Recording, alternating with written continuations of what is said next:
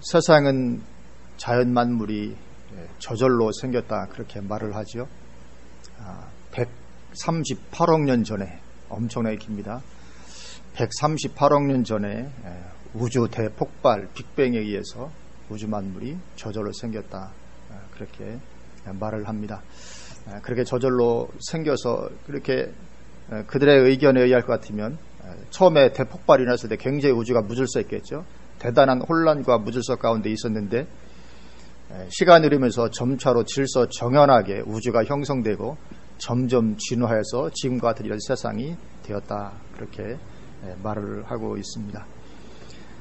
근데 사실 그것은 가능하지 않죠. 연력학 법칙, 우리가 아시는 분은 아시는 것처럼 그 법칙에도 위배가 되고, 왜냐하면 과학자들이 만들어 놓은 법칙 중에 연력학 제2법칙이라고 있죠. 무질서도는 항상 증가하는 방향으로 진행이 된다. 이게 연력학 법칙입니다. 질서 정하는 데서 무질서한 데로 가지 무질서한 곳에서 질서 정하게 되지는 않는다. 이게 법칙이거든요. 근데 이 우주에 대해서만은 거꾸로 이야기를 합니다. 무질서한 가운데서 시간이 흐르면서 점점 질서 정연한 지금의 우주처럼 됐고, 그리고 굉장히 고도로 정교하게 진화가 이루어져서 오늘날의 세상이 됐다 그렇게 이야기를 합니다. 근데 우리가 자연 만물을 정직하게 바라보면 하나님의 창조, 이 창조주가 있다는 것을 부인하지 못합니다.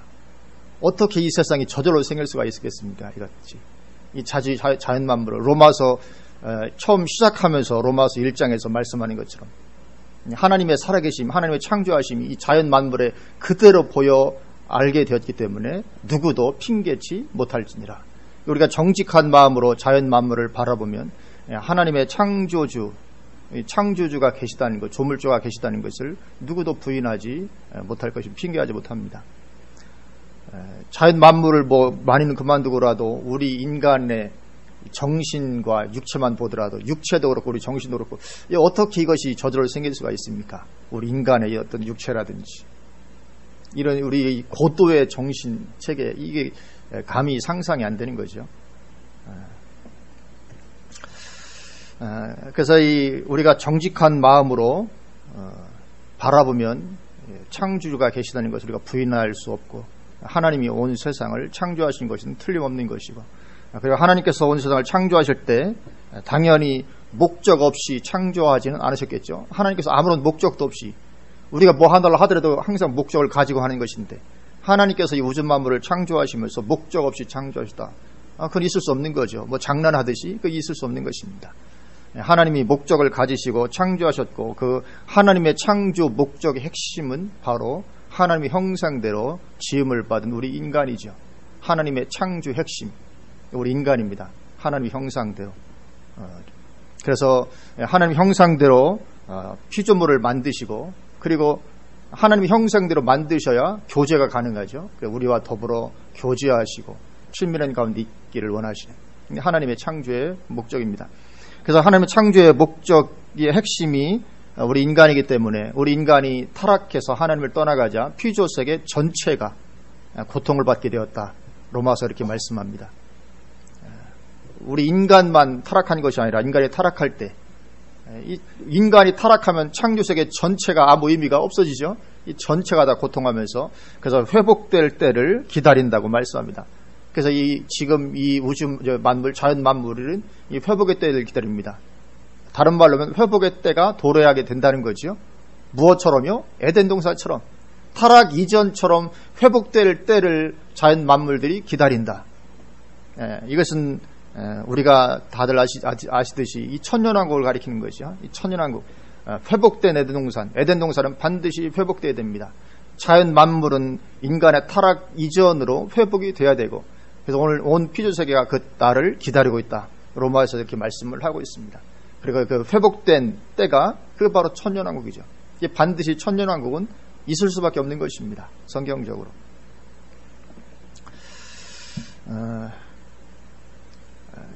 그렇게 하나님께서 모든 우주 만물을 창조하시고 인간을 창조하시고, 그리고 당연히 창조한 인간에게 하나님을 계시하시게 되죠. 왜냐하면 그것이 목적이니까요. 인간이 하나님을 알고 하나님과 친밀한 교제 가운데 있는 것, 그것이 목적이기 때문에 인간에게 하나님께서 하나님의 살아계심, 하나님을 계시하시게 되고 그 하나님의 계시가 모아진 것이 바로 이 성경이죠. 성경. 그래서 우리는 이 성경을 온전히 신뢰해야 될 줄로 믿습니다. 하나님께서 우리에게 하나님 자신을 반드시 드러내셔야만 됩니다. 드러내셔야 되는데 그 드러내신 게 뭡니까? 그게 바로 성경입니다. 그래서 우리는 성경을 온전히 신뢰하고 그래서 늘 성경을 가까이 하는 것이 복인 줄로 믿습니다. 그래서 시편 1편에서 말을 하는 것처럼 그래서 이 여호와 율법을 주야로 묵상하는 자가 복인 자라고 말씀하는 것처럼 하나님 말씀을 가까이 하는 것이 우리 영혼에 엄청난 은혜와 축복이 되게 되는 것인 줄로 믿습니다. 그래서 하나님은 그렇게 계시하신 하나님, 말씀하시는 하나님이시죠. 그래서 오늘 히브리서 1장 보면 말씀하시는 하나님에 대해서 소개를 하고 있습니다. 1장 1절 보면 옛적에, 여기 옛적은 구약시대를 가리키죠. 옛적에 선지자들을 통하여 여러 부분과 여러 모양으로 우리 조상들에게 말씀하신 하나님이, 하나님은 본질적으로 말씀하신 하나님이십니다. 누구에게요? 하나님의 형상대로 지음받은 우리 인간에게 본질적으로 말씀하신 하나님입니다. 그러나 구약시대에는 하나님께서 모든 사람에게 직접적으로 말씀하시지 않고 특별한 사람들, 하나님 음성을 들어서 전한 특별한 사람들, 선지자들이죠. 여기 선지자들은 뭐 예레미야라든지 엘리야라든지 이런 사람만 말하는 것이 아니고 아브라함이든지 모세든지 다 선지자라고 부르고 있거든요. 그들 다 포함하는 것입니다. 그래서 그렇게 선지자를 통해서 하나님께서 말씀하시는데 여러 부분과 여러 모양으로, 여러 부분으로 말씀하십니다. 여기 여러 부분은 여러 번 그런 것 같은 뜻입니다. 여러 번 말씀하셨다. 그래 하나님은 한꺼번에 하나님을 다 드러내고 계시하신 것이 아니고 여러 부분, 구약 성경을 여러 번에 걸쳐서 여러 사람들에게, 여러 하나님의 종들에게 이렇게 계시하셨죠. 그렇게 그런 것을 말하는 거죠. 여러 부분과 또 여러 모양으로 하나님께서 하나님을 나타내시는 것이 다양하죠. 계시의 다양한 그런 방편으로 주님을 드러내셨습니다. 말씀하셨죠.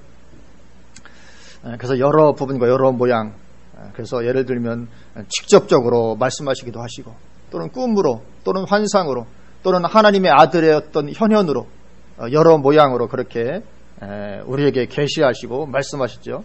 구약시대에. 그래서 이 1절이 그 책으로 묶어진 것이 구약성경입니다.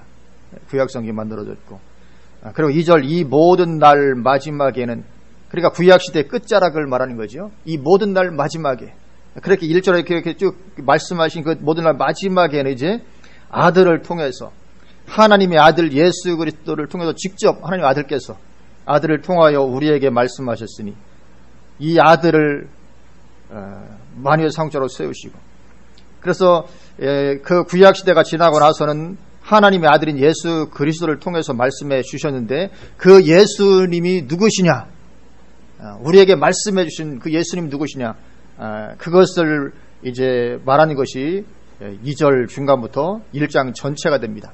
그래서 1장 전체는 그 예수님, 우리에게 말씀하신 그 예수님이 어떤 분이시냐, 그러니까 이 당시의 사람들에게나 우리에게나 예수님에 대한 어떤 확신을 심어주기 위해서 예수님을 말씀을 하고 있습니다. 그 예수님이 어떤 분이신가? 이 아들을 만유의 상속자로 세우시고 또 그로 말미암아 모든 세계를 지으셨느니라. 만유의 상속자라는 거죠. 만유 우주 만물 모든 걸 다 가리킵니다. 온 우주 만물 모든 것의 상속자가 예수님이시다. 그게 모든 것이 다 예수님 거란 얘기죠. 예수님 거. 그래서 마태복음 28장에서도 예수님 말씀하시기를 하늘과 땅의 모든 것을 내게 주셨으니 그러므로 너희는 가서, 하늘과 땅의 모든 것을 내게 주셨다. 그것은 하늘과 땅의 모든 권세를 가지고 있다. 만유의 상속자다. 그런 말이죠. 모든 것이 예수님 것이고, 그리고 그래서 이 세상이 지나고 주님 재림하시면 이제 천년왕국에서 실제적으로 왕으로 통치하시면서 천년을 보내시게 되는 것이죠. 그리고 예수님은 만유의 상속자시고, 그리고 또 그로 말미암아 모든 세계를 지으셨느니라. 그렇게 말씀합니다. 예수님으로 말미암아 모든 세계가 지어졌다. 세상은 뭐라고 말씀합니까? 모든 세계는 우연히 저절로 생겨난 것이고 진화론에 의해서 그렇게 발전돼 왔다. 그렇게 말하지만 성경은 단호하게 거부합니다. 예수님이 만드셨다. 요한복음 1장도 시작하면서 뭐라고 말씀합니까? 1장 1절부터 태초에 말씀이 계시니라. 이 말씀이 하나님과 함께 계셨으니 이 말씀은 곧 하나님이시라. 그가 태초에 하나님과 함께 계셨고 만물이 그로 말미암아 지은 바 되었을 때 지은 것이 하나도 그가 없이는 된 것이 없느니라. 그렇게 말씀하십니다. 지은 것이 하나도 예수님이 없이는 된 것이 없다. 그렇게 말씀을 하죠. 근데 이 하나님의 말씀에 대해서 어떤 확신이 없으니까 요즘에 가끔 그런 정신 나간 말을 하는 사람도 있습니다. 하나님의 창조도 부인할 수 없겠고 진화론도 맞는 것 같으니까 하나님이 세상을 창조하시기는 창조하시되 진화론적으로 창조하셨다. 이렇게 교묘하게 빠져나가는 사람도 있습니다. 교황도 그런 입장을 얘기하는 걸 제가 들은 것 같습니다. 하나님이 세상을 창조한 건 맞아. 근데 창조했는데 빛이 있으라 하시니 빛이 있고 이것은 아니고 진화론적으로 창조하셨다. 이렇게. 그러나 성경은 단호하게 고부합니다. 우리는 그렇게 얼버무리면 안 될 줄로 믿습니다. 성경을 믿든지 아니면 성경을 던져버리든지 둘 중에 하나야 되는 거죠. 교묘하게 성경하고 세상 이론하고 섞어서 진화론적으로 창조했다. 그렇게 말할 수 없습니다. 성경은 명백하게 빛이 있으라 하시니 빛이 있었고 사람을 창조하셨고 흙으로 만들어 창조하시지 그렇게 말씀하시지 진화에 의해서 사람을 이렇게 원숭이가 사람이 다 이렇게 전혀 그렇게 말씀하지 않거든요. 진화론적인 창조라는 것은 성경을 부인하지 않는 한 가능하지 않습니다. 그렇게 예수님은 모든 만물을 지으신 창조주 하나님이십니다. 그러니까 지금 특별히 오늘 히브리서 이 성경이 히브리서라는 말이 이름 제목 히브리서잖아요. 왜냐하면 이것이 히브리인들을 대상으로 유대인들을 대상으로 특별히 그렇게 이제 대상으로 처음에 첫 대상자를 히브리인으로 해서 이렇게 기록이 되어 있기 때문에 그들에게 예수님이 인간이 아니고 정말 하나님이라는 것을 강조하기 위해서 이렇게 논리를 펴나가고 있습니다. 예수님은 모든 세계를 주신 창조주 하나님이시고 그리고 3절 이는 하나님의 영광의 광채시요 그 본체의 형상이시라. 그러니까 히브리서 1장에서만 하더라도 예수님에 대한 모든 것이 다 나오고 있습니다. 예수님은 누구시라고요? 하나님의 영광의 광채시다. 본체의 형상이시다. 영광의 광채가 아시죠? 여기 보석이 있습니다. 근데 보석에 광채가 난다고 하잖아요. 그렇죠? 그것도 광채가 있다. 이 하나님의 영광이 있습니다. 근데 하나님의 영광은 눈으로 보이지 않습니다. 근데 그것이 우리가 인지할 수 있는 게 뭡니까? 영광의 광채. 빛, 채색. 어떤 빛의 어떤 색, 그런 것이거든요. 광채가. 그러니까, 예수님은 하나님의 영광의 광채. 영광인데 우리에게 인식할 수 있는 그 영광의 광채시고 본체 형상 같은 말입니다. 하나님의 본체가 있는데 본체 우리 눈으로 볼 수 없습니다. 근데 그 본체가 형상으로 우리가 볼 수 있는 형상으로 오신 분 바로 예수님이시다. 그러니까 예수님은 절대로 어떤 인간이 아니고 그분은 하나님이다 그거죠. 하나님이다. 그래서 예수님을 하나님으로 믿지 않는 이상 그 믿음은 가짜 믿음이죠. 여호와의 증인들처럼 예수님을 정말 하나님으로 믿어야 되는 거죠. 예수님은 하나님이십니다. 그 본체의 형상이시고 영광의 광채이신 거죠. 그리고 만물을 창조하신 창조주 하나님이신 것입니다. 예수님이. 본체의 형상이시라 그의 능력의 말씀으로 만물을 붙드시며 이 만물을 붙들고 지금 운행하시는 분이 누구십니까? 예수님이십니다. 무엇으로요? 능력의 말씀으로. 하나님 예수님 전능하시니까. 말씀으로 창조하십니다. 빛이 있으라 말씀으로 창조하시고 만물을 붙드시는 것도 그냥 말씀으로 붙드시는 거죠. 능력의 말씀. 만물을 붙드십니다. 그래서 마태복음 10장에 보면 참새 2마리가 한 아사리온에 팔리는 것이 아니냐. 그러나 하나님이 허락하시지 아니하면 그 하나라도 땅에 떨어지지 아니하느니라. 그렇게 말씀합니다. 참새 한 마리가 땅에 떨어지는 것까지도 하나님이 허락하지 않으면 안 떨어집니다. 그렇게 만물을 붙들고 계시는 거죠. 그러면서 뭐라고 말씀하십니까? 너희 머리털까지도 다 세신 바 되었다. 그러니 뭐하라고요? 두려워하지 마라. 그렇게 말씀하십니다. 주님께서 만물을 붙들고 계십니다. 우리 머리털까지 다 세시고 그리고 참새 한 마리도 주님이 허락지 아니하시면 떨어지지 않습니다. 그래서 우리는 전혀 두려워할 것 없이 우리가 하나님 안에 거하면 우리가 얼마든지 평안함을 누릴 수 있는 줄로 믿습니다. 하나님 우리를 얼마나 사랑하시는지, 전능하신 그 하나님께서 만물을 붙드시고 다스리고 통치하시고 하나님 허락하심 없으면 아무 일도 나에게 일어날 수 없습니다. 세상이 나를 어떻게 해보려 한다 할지라도 하나님 허락하지 않으면 절대로 아무것도 나에게 할 수 없는 것이죠. 그래서 나에게 어떤 안 좋은 일이 발생했다. 왜 발생했을까요? 하나님이 허락하셨으니까 발생한 거죠. 그리고 우리가 그것을 믿음으로 받아들이면 그것은 나중에 큰 축복으로 반드시 변화되게 됩니다. 내가 어떤 억울한 일을 당했든지, 내가 어떤 모함을 받았든지, 어떤 것을 당했다 할지라도 하나님이 허락하셨구나 믿고 믿음으로 반응하면 그것은 축복이 됩니다. 다윗이 아들 압살롬에게 쫓겨서 성을 떠나갈 때 시므이가 막 비난하고 욕하고 막 침뱉고 모욕을 하잖아요. 그러니까 그 부하 아비새인가요? 다윗한테 왕이시여 저걸 단칼에 베버릴까요? 그러니까 뭐라고 합니까? 다윗이 그냥 두어라. 하나님이 저더러 나를 모욕하라고 한지 어찌 알겠냐.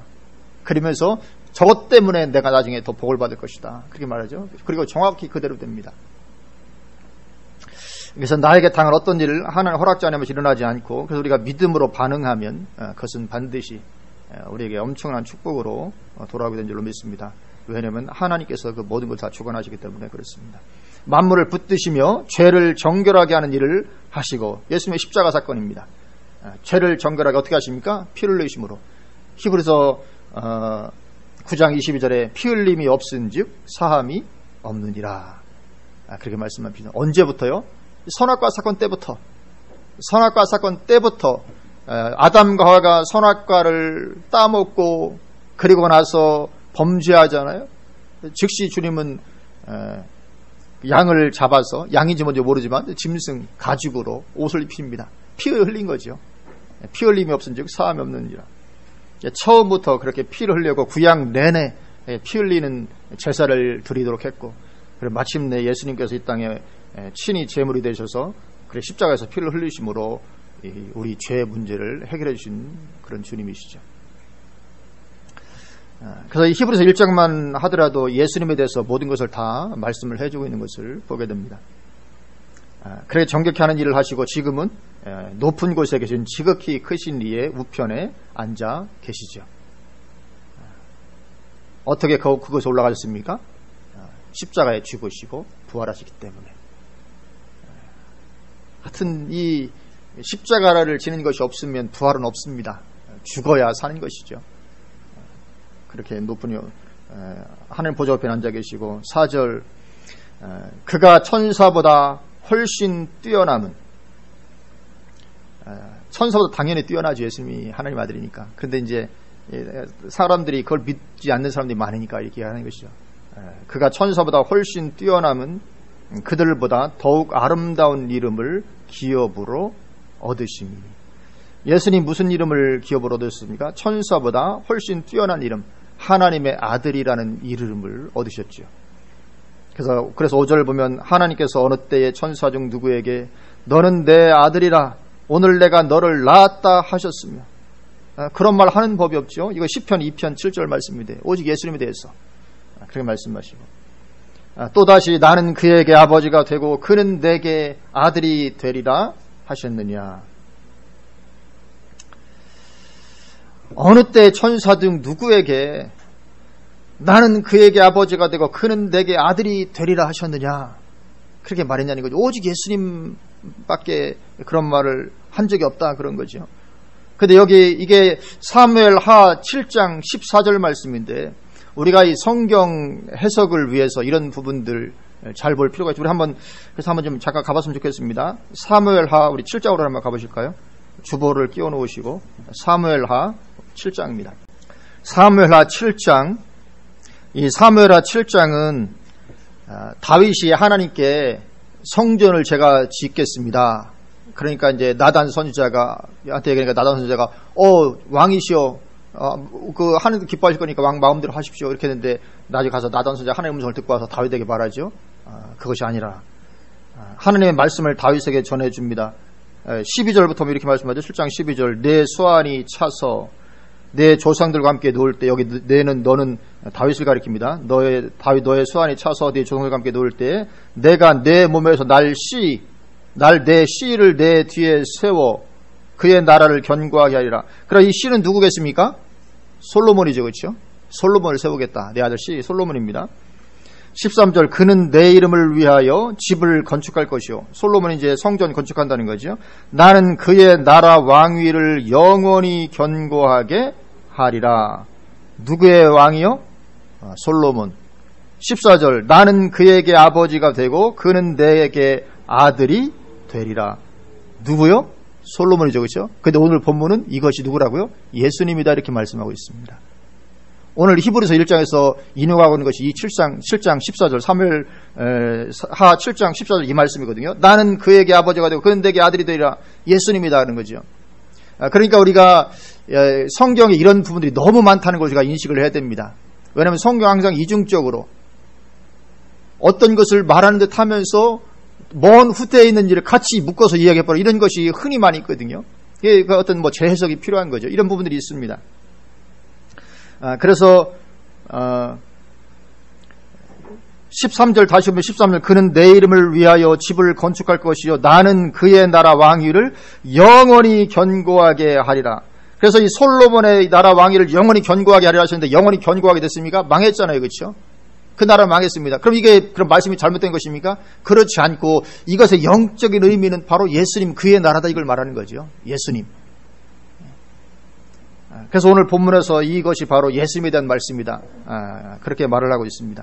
그래서 이런 부분들이 성경에 많기 때문에 우리가 성경을 해석할 때 그런 부분들, 이중적 예언, 이런 부분들을 잘 보아야 특별히 구약의 예언서들을 이해할 때 구약 예언서는 굉장히 어렵거든요. 특별히 이제 소선지서 쪽에 가면 굉장히 어려운 부분들이 많이 있는데 그런 부분들을 우리가 이해할 때 이런 이중적 예언에 대해서 충분히 알아야만 해석이 되는 그런 부분들이 많이 있죠. 예수님은 그렇게 천사들과 달리 하나님은 그의 아버지, 예수님은 하나님의 아들이다. 그렇게 그런 거죠. 또 오늘 본문으로 돌아가셔서 오늘 본문 히브리서 1장 6절 또 그가 마다들을 이끌어 세상에 다시 들어오게 하실 때에 여기 마다들은 예수님입니다. 예수님 세상에 다시 오십니다. 다시 오십니다. 우리가 분명한 믿음과 신앙을 가질 줄로 믿습니다. 그리고 그것을 사모하고 소망해야 될 줄로 믿습니다. 성경은 우리에게 이 재림을 소망하라고 말씀합니다. 하나님의 모든 천사들은 그에게 경배할지어다 말씀하시고 주님은 천사의 경배를 받으시는 분이다. 예수님은 또 천사들에 관하여는 그는 그의 천사들을 바람으로 그의 사역자들을 불꽃으로 삼으시느니라 하셨으되 예수님께서 천사들을 바람으로 그의 사역자들을 불꽃으로 삼으십니다. 천사는 바람이고 불꽃입니다. 그래서 우리가 바람과 불꽃을 생각할 때 이 세상에서 어떤 움직여지는 에너지의 근원 말하는 그것이 바람과 불꽃인 거죠. 이 세상을 지금 태풍 때문에 온 바람이잖아요. 이 지구 대기 이 바람에 의해서 그리고 이 불꽃은 이 에너지의 근원이 되는 이거 전기도 다 불꽃 아닙니까? 그렇죠? 이 전기라든지 태양이라든지 이게 전부 다 불꽃 어떤 그런 거죠. 불꽃과 이 바람. 이것에 의해서 이 세계가 그 움직여가는 어떤 그런 것이라고 볼 수 있는데 하나님께서 그처럼 천사들을 하나님의 일꾼으로 쓰신다. 어떤 이런 의미를 가지고 있습니다. 그래서 여기도 이 바람이라고 말씀하는 것처럼 이 계시록에도 바람이 나오죠. 다니엘서도 바람이 나왔었죠. 하늘에 내 바람이 그죠? 바다로 향하여 불더니 그리고 유브라데 결박한 내 바람 그죠? 하늘의 사방의 바람을 붙잡아 이 전부 다 이 천사들을 말하고 있는 것을 보게 됩니다. 그래서 하나님께서 이 천사들을 통해서 모든 일들을 이루어 나가신 것을 보게 됩니다. 바람과 불꽃이 이 세상을 그렇게 엄청나게 움직여 가듯이 하나님은 천사들을 통해서 하나님의 일을 이루어 가십니다. 그렇게 천사들은 바람이고 불꽃입니다. 그러나 아들에 관하여는 하나님이여 주의 보좌는 영영하며 주의 나라의 균은 공평한 균이다. 주께서 이를 사랑하시고 불법을 미워하셨으니 그러므로 하나님 곧 주의 하나님이 즐거움의 기름을 주께 부어 주를 동료들보다 뛰어나게 하셨도다 하였고 여기 동료들은 천사들을 가리킵니다. 그러니까 예수님은 천사들보다 뛰어나신 분이다. 우리는 이미 다 믿는데 천사보다 뛰어나신 분이라고. 근데 이제 아직 안 믿는 사람들이 너무나도 많이 있는 거죠. 당시에도 그렇고 지금도 그렇고. 그래서 말씀을 하고 있습니다. 또 주여 태초에 주께서 땅에 기초를 두셨으며 하늘도 주의 손으로 지으신 바라. 땅과 하늘 온 우주 만물을 가리키죠. 그것들은 어떻게 된다고요? 멸망할 것이나, 멸망할 것을 말씀합니다. 멸망할 것이나 오직 주는 영존할 것이요 그것들은 다 옷과 같이 낡아지리니, 이 우주 만물이 다 옷과 같이 낡아집니다. 낡아지리니 의복처럼 갈아입을 것이요 그것들은 옷과 같이 변할 것이나. 결국 우리가 살고 있는 이 세상이 변화됩니다. 옷처럼 갈아입게 됩니다. 그래서 반드시 이 세상이 새로운 세상, 새하늘과 새 땅 어떤 것으로 변화되는 건 반드시 있어야 됩니다. 성경이 계속 말씀하죠. 그래서 오늘날 이 천년왕국이 없다고 하는 이론이 대세를 잡고 있거든요. 한국 교회도 미국이 그렇게 무천년설에 의해서 다 잠식당했는데, 한국은 원래는 무천년설이 아니었는데 이상하게 미국에 유학 갔다 오면서 그 사상을 그대로 받아들여서 지금은 전천년설이 다 없어지고 무천년으로 완전히 돌아가 버렸습니다. 거의 다. 천년왕국이 없다는 거죠. 지금이 천년왕국이라는 거죠. 그러나 절대로 그렇지 않습니다. 반드시 새로운 세상 와야 됩니다. 에덴 동산은 반드시 회복이 돼야 됩니다. 성경이 말씀하잖아요. 이 회복된 세상, 여기 그 의복처럼 갈아입을 것이 영원한 천국이 아닙니다. 이건 갈아입는 게 아니잖아요. 완전히 다른 건데, 속성이 다른 건데요. 영원한 천국은 갈아입는다는 것은 현재 상태에서 뭔가 바뀌어지는 것을 말해요. 이것은 이 어떤 에덴 동산의 회복이죠. 지금과 어떤 연장선상에서의 회복이죠. 반드시 천년왕국은 있어야 됩니다. 그렇게 지금 세상이 그렇게 변할 것이다. 그래서 우리가 이 소망을 가지고 살아야 될 줄로 믿습니다. 우리가 에덴 동산을 누릴 줄로 믿습니다. 에덴 동산도 못 누려보고 하는 것보다 그래서 한번 누려보면 좋잖아요. 에덴 동산 한번 얼마나 신날까. 독사구리에 한번 손도 좀 넣어보고, 이렇게. 그죠? 사자와 같이 한번 뒹굴어보기도 하고. 성경에 분명히 어린 나이가, 그죠? 그렇게 사자와 같이 놀고, 그런 게 다 써 있는데, 그런 세상이 언제 오겠습니까? 영원한 천국은 그런 세상이 아니거든요. 그래서 이 에덴 동산에 회복돼야 그때 뱀하고 같이 장난도 한번 쳐보고, 그렇게. 그런 세상이 오게 될 줄로 믿습니다.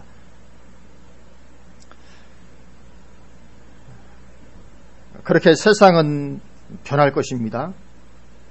그러나 주는 여전하여 연대가 다함이 없으리라. 예수님은 영원하신 하나님이십니다. 13절 어느 때에 천사 중 누구에게 내가 내 원수로 내 발등상이 되게 하기까지 너는 내 우편에 앉아 있으라 하셨느냐.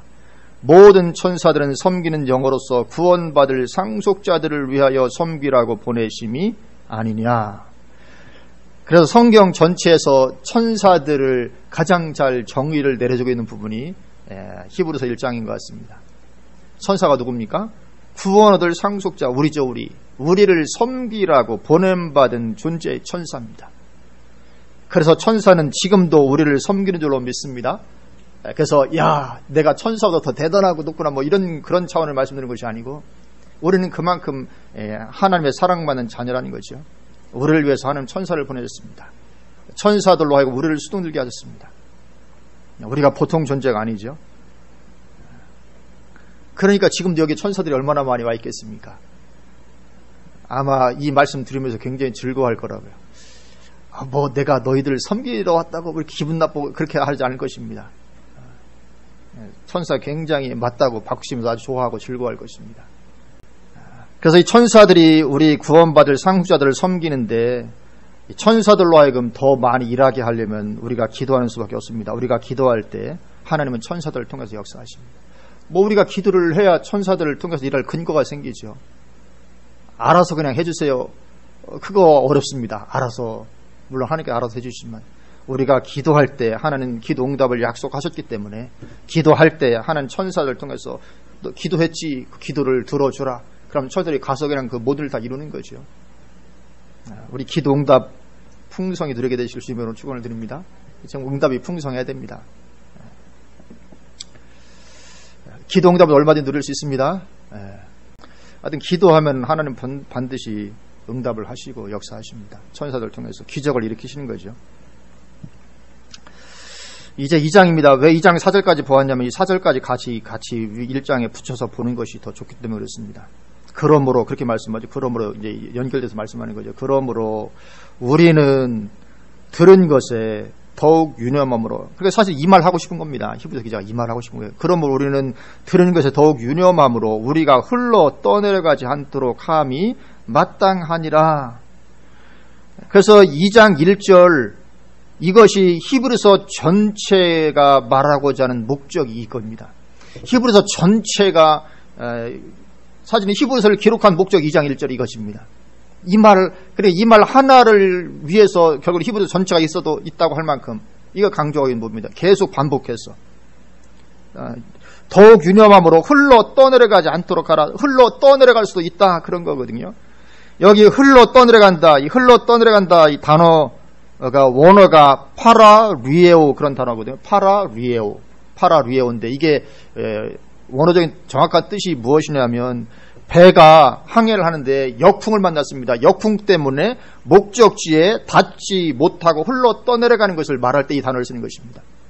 그러니까 목적지에 도착했습니까? 도착 못했다는 거거든요. 이 조난이라는 것이 조난당했다. 조난. 그 단어입니다. 그 단어 파라리에오. 흘러 떠내려간다는 것입니다. 결국은 목적지에 도달 못했다. 결국은 우리의 목적지 어디입니까? 영적인 가나안 천국입니다. 거기에 도착 못했다. 그렇게 되지 않도록 더욱 유념하라. 그리고 이것이 히브리서 전체의 주제입니다. 히브리서 전체의 주제. 그래서 그 히브리서를 기록하겠더니 초대교회 시절이죠. 초대교회 시절. 이 초대교회 시절에 이 엄청난 박해가 있었기 때문에 그때도 그런 박해 때문에 흘러 떠내려가는 일들이 있었을까 없었을까 있었던 거죠. 그렇게 되지 않도록 좀 유념하라 이런 거죠. 그리고 성경 말씀하기를 마지막 때에는 더 큰 초대교회보다 더 큰 환란이 온다 이거죠. 전무후무한 역사 이래로 개국 이래로 가장 큰 환란 이게 말한 것이 마지막 때에 임하게 되죠. 그런 큰 환란도 오고 또 지금은 세상도 너무 좋은 세상 아닙니까? 너무 좋은 세상에 살다 보니까 우리가 흘러 떠내려갈 수 있는 거죠. 그거 즐기다가 그래서 그렇게 되지 않도록 들은 것에 더욱 유념하라 그렇게 말씀하고 있습니다. 그러면서 강조하죠. 2절 천사들을 통하여 하신 말씀 이건 구약 율법을 가리킵니다. 천사들을 통하여 하신 말씀이 견고하게 되어 모든 범죄함과 순종하지 아니함이 공정한 보응을 받았거든. 이 구약 율법 천사를 통해 주신 율법도 지키지 않을 때 그런 공정한 보응을 받았다면 3절 우리가 이같이 큰 구원을 등한히 여기면 어찌 그 보응을 피하리요. 이 구원은 처음에 주로 말씀하신 바요 들은 자들이 우리에게 확증한 바니 처음에 여기 주 예수님이죠. 예수님으로 말씀했다. 우리가 아까 1장 앞번에 보았듯이 예수님이 구원의 복음을 처음 우리에게 증거하셨잖아요. 구원의 복음을 예수님이 증거하시고 그 후에 들은 자들이 사도들 가리킵니다. 예수님이 그렇게 증거하셨고 또 들은 사도들도 그렇게 증거했는데 천사들을 통해서 주신 율법도 그렇게 공정한 복음을 받았다면 하물며 하나님의 아들이 직접 말씀하셨고 사도들이 말했던 그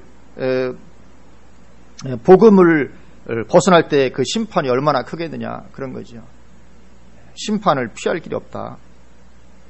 다른 말로 하면 흘러 떠내려가고 말린다. 목적지에 도달하지 못할 것이다. 그래서 더욱 유념하라. 또 4절 하나님도 표적들과 기사들과 여러 가지 능력과 및 자기의 뜻을 따라 성령이 나누어 주신 것으로서 그들과 함께 증언하셨느니라. 그러니까 이 엄청난 구원 등한히 여기면 안 된다는 거죠. 우리가 놀라운 주님의 은혜로 이 구원을 받았습니다. 엄청난 구원을 받았는데 등한히 여기면 안 될 줄로 믿습니다. 등한히 여기고 대강 구원 받겠지 이게 등한히 여기는 것이거든요. 대강 한 번 믿었으니까 구원 받는 거 아니거든요. 대강 싫어해서 그렇게 하지 말라는 것이거든요. 왜요? 흘러 떠내려갈 수 있기 때문에 목적지에 도착하지 못할 수 있기 때문에 그리고 그것이 히브리서 전체를 관통하는 주제입니다. 근데 오늘날에는 이것마저도 지금 거부당하고 있잖아요. 교회에서 칼빈이 한번 말을 잘못해놓은 바람에 근데 칼빈에서 장로교가 시작을 했잖아요. 장로교는 그 머리가 칼빈입니다. 그러니까 칼빈의 말을 거부할 수가 없는 겁니다. 왜냐하면 칼빈 말을 거부하면 정체성 자체가 사라지는 거거든요. 그래서 이 칼빈이 한 번 믿으면 무슨 죄를 지어도 구원은 취소되지 않아 이 말 한 번 해놓은 바람에 이 얼마나 사람들이 지옥으로 많이 떨어지고 있는지 모릅니다. 흘러 떠내가는 일이 일어나는지 모릅니다. 그래서 히브리서 전체는 그것을 논증하기 위한 하나의 논문과도 같은 거죠. 그래서 이 정직한 마음으로 누구나 다 히브리서를 한번 읽어봐야 되는데 참 안타까움이 큽니다. 그래서 성경은 우리에게 오늘 요구하고 있는 것이 있죠. 2장 1절 더욱 유념하라. 그래서 우리는 영적 생활을 충실해야 될 줄로 믿습니다. 예배하고 기도드리고 말씀 묵상 기본이 가장 중요하죠. 예배와 말씀과 기도 가장 중요하죠.